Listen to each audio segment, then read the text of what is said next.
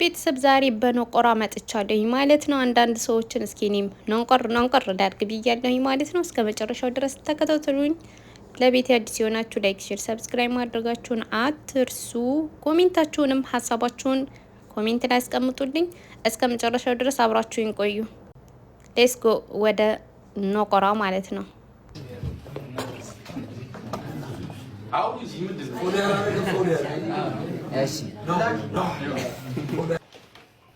እሺ ልጅ ወልደናል። ስሙ ማን ነው?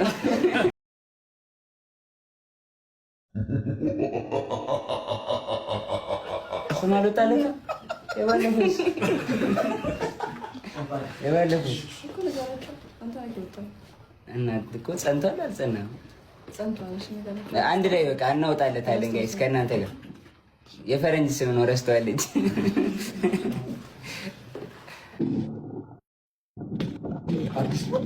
ኢትዮጵያዬ ቴንክ ዩ ሶ ማች።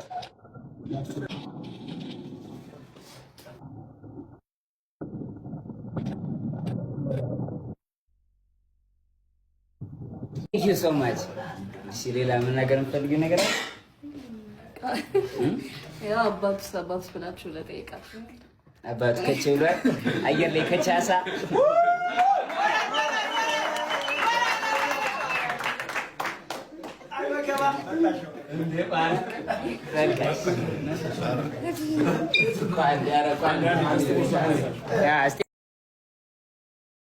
እና ቤተሰብ አባቱ ከች ብሏል እያለ ነው። ስሙ ባይጸድቅም ከዚህ በፊት አውጥቶለት እንደነበረ ነው መናገር የያዘው።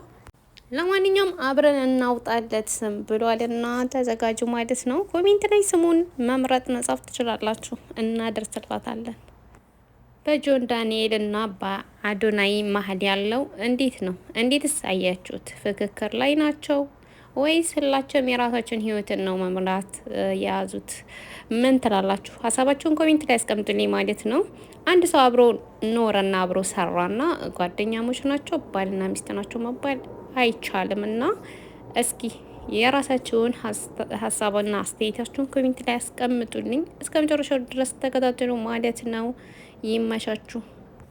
ጆን ዳንኤል እንደምታዩት በጆሮ እያሸከሸከ ነው ይሆን ነገር በቃ የሚነግራት ማለት ነው። ይህ ማለት አይተዋወቁም ማለት ይቻላል እኮ።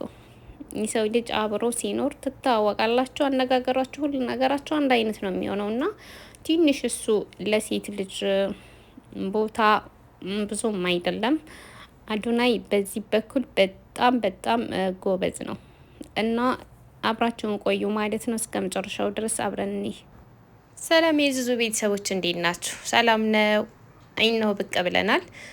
ሰሞኑን መሽከርከር የያዘው ሚዲያ ላይ ጆን ዳንኤል እና አዶናይ ናቸውና እስኪ ሀሳባችሁን በኮሜንት አሳውቁኝ ማለት ነው። ያለውን ነገር እስከ መጨረሻው ተከታተሉ፣ አብረን እናያለን ማለት ነው። ጆን ዳንኤል ልጁንም እንዳልካደ አባትየው ይሄው ስትል በደስታ ተቀብሏል። ጃኒና አዶናይም ይሄን የመሰለ ምሽት አሳልፈዋል። ጆን ዳንኤል ከሚስቱ ጋር በስንት አመቱ?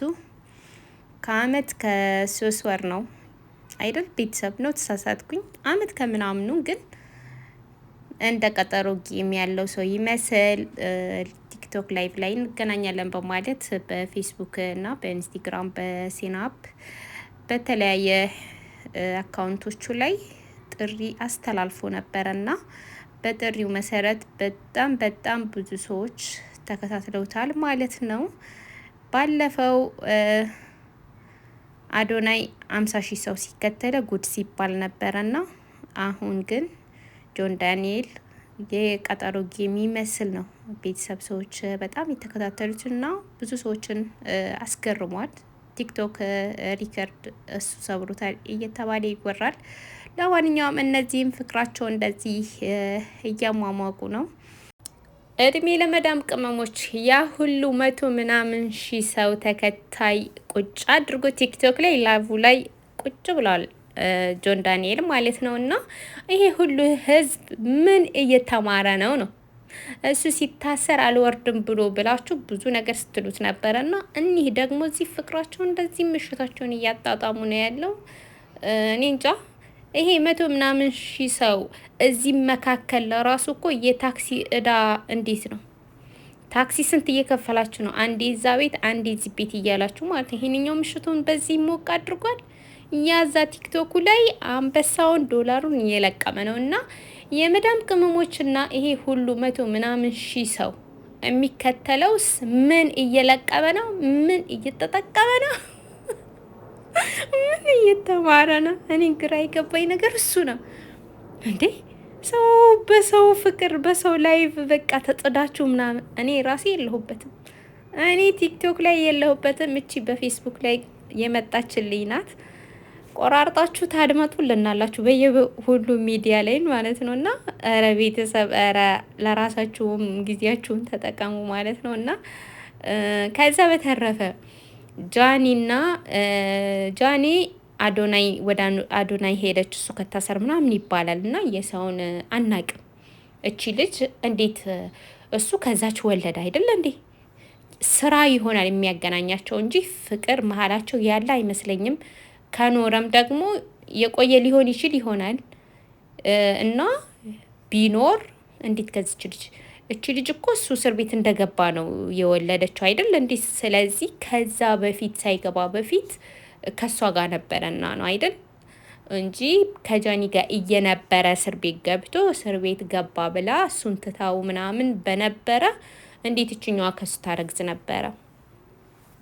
አንዳንዴ እያሰብን የምንነጋገር አንድ ሰው ለስራ የሚገናኛል። አብዛኛው የሚዲያ ሰዎች ፍቅረኛሞች ብቻ ሁኖ ሳይሆን ወይም ባልና ሚስት ሁኖ ብቻም ሳይሆን ስራዋ ለራሱ እኮ የሰውን ልጅ ያገናኛል እኮ። እኛ በቃ እዚህ ጋር ሰውን አየን ለስራ ብለው መስዋዕት የሚከፍሉትን ነገር ወደ ፍቅር እንገለብጠውና እሷ እኮ የእሱ ነበረች ምናምን ላ ይሄ መባል የለበትም። እና ቤተሰብ ከነሱ የምትማሩት ነገር ምን እንደሆነ ሊገባኝ አልቻለም። ይሄ ሁሉ ህዝብ እኔ እንጃ የመዳም ቅመሞች ናቸው አብዛኛችሁ እና ለራሳቸውም ጊዜያቸውን ስጡ። እና ቤተሰብ ይሄን ይመስላላችኋለኝ። ሁላቸውንም ባሉበት ሰላማቸው ይብዛ እላለሁኝ። ከዛ በተረፈ አሁን ላይ አንዳንድ የሚያስቁ ኮሜንቶች ለጆን ዳንኤል የሰጡት አለና እሱን አብረን የምናየው ይሆናል ማለት ነው። ተንከሲስ በጣም ተገርሟል። አያችሁ የድሮ እነሆ የሰው ልጅ እንደዚህ ለስራ መስዋዕት ይከፍላል። አብሮ ፎቶ መነሳት አብሮ መስራት ምናምን ነገር እኮ ግዴታ እኮ ፍቅረኛሞች አያስብልም። እና ጆን ዳንኤል እንደምታዩት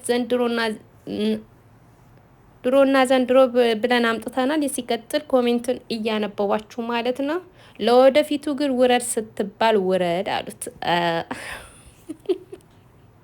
አርሴናል እስካሁን ዋንጫ አልበላም ልንገርህ ብዬ ነው። ለወደፊቱ ግን አይ ቤተሰብ